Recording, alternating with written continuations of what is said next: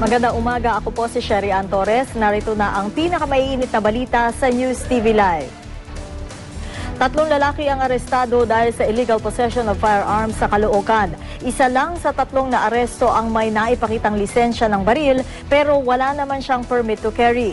May report si Bam Alegre. Bam? Sherian, isang high-powered caliber 45 pistol na may 2 magazine na puno ng bala ang nakumpiska ng pulis Caloocan sa 3 lalaki sa barangay 144 sa Caloocan. Nagpapatrolya raw ang mga pulis nang makita nila ang mga suspect na pinagpapasapasahan at ikinakasa ang baril habang nakatambay sa labas ng nakapark nilang kotse. Nahaharap ang 3 sa kasong illegal possession of firearms matapos mabigong magbigay ng kumpletong mga dokumento sa baril.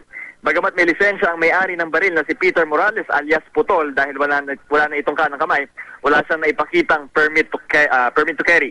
Bawal din daw sa batas ang ipahawak ang baril kung kani-kanino. Tumanggi namang magpaliwanag ang may-ari ng baril.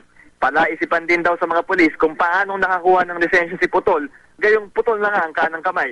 Ayon sa mga pulis, kailangan daw ng 2 kamay para gumamit ng caliber 45 handgun na malakas ang puwersa.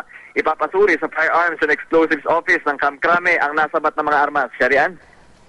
Maraming salamat, Bam Alegre.